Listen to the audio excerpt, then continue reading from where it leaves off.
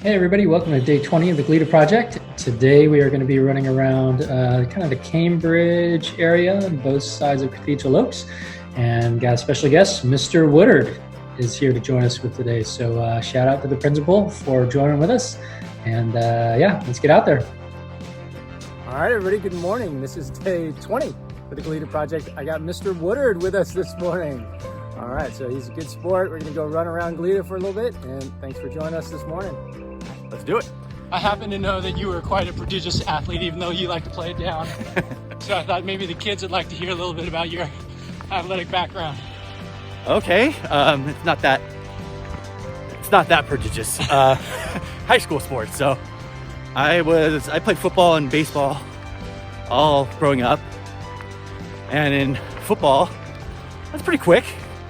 And at the high school I was at, they had me play weak side corner, and so my junior year I just got fortunate to have a lot of interceptions, enough to tie for the California State lead.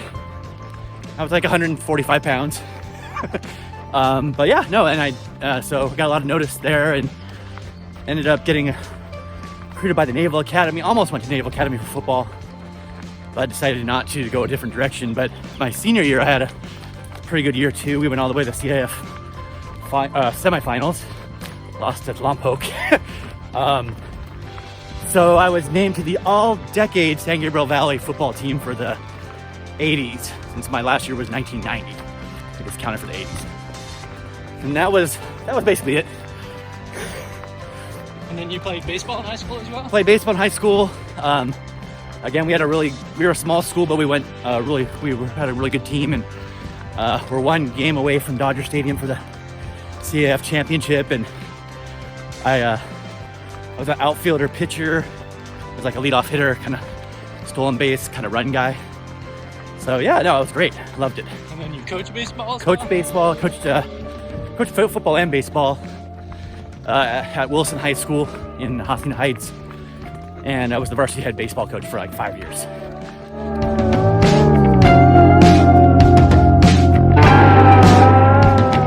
I'd have to say rolling my R's when I try to speak Spanish, because I'm learning Spanish and I can't roll my R for some reason, and I sound stupid, and people make fun of me when I try to speak Spanish, so I'm sticking with it, and one day I will be able to roll the R.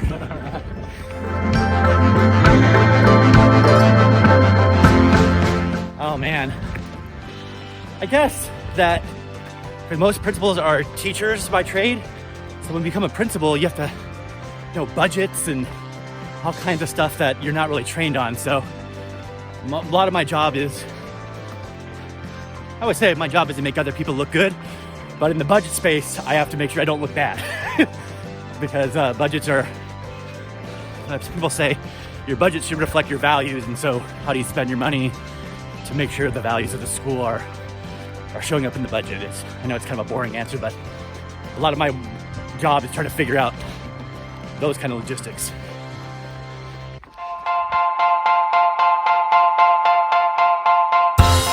Oh man. To continue the self-deprecation, when I was in junior high, I had blonde bleached skater bangs that fell down my head, and I was seen every day at the local skate park doing the new tricks. But people, when I tell students that, they laugh and chuckle and say, "No way."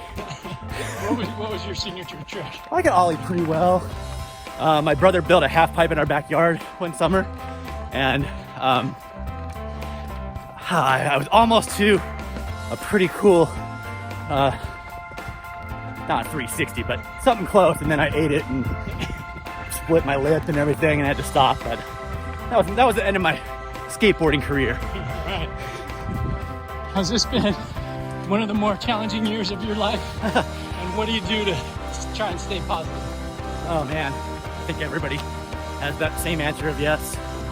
I guess my number one thing I tell myself and tell everybody around me is, well, two things. I'm gonna say two. One, in the words of Neo, just keep swimming. Like, you got to keep moving forward, stay busy. And that really, I have a lot to do for myself and for the school, and that helps me just really stay busy, and that helps me stay focused and positive. And And then what we're doing right now, get out, run, get exercise, get outdoors, always makes me feel better.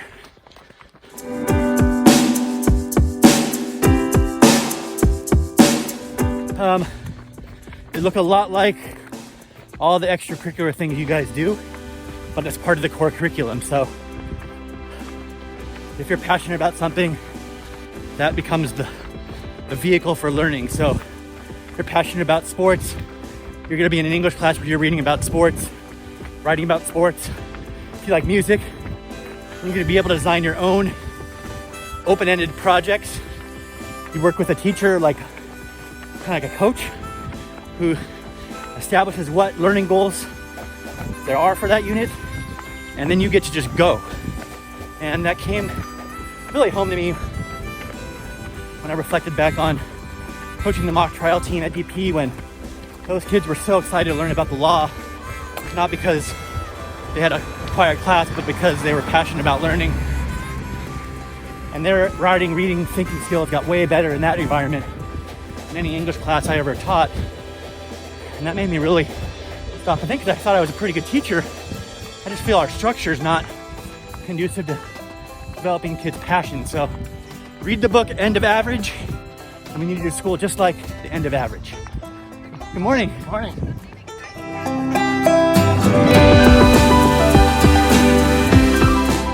The more I realized that what happens when you're in high school, it doesn't define you.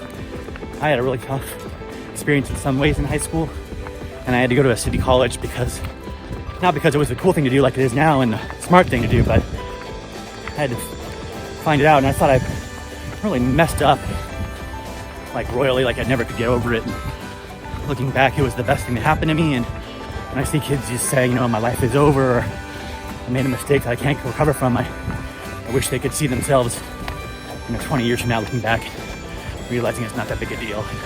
Just try to get better every day, and if you make a mistake, get 1% better the next time you do it, and you'll keep growing. And that's my number one piece of advice. Awesome. Thank you.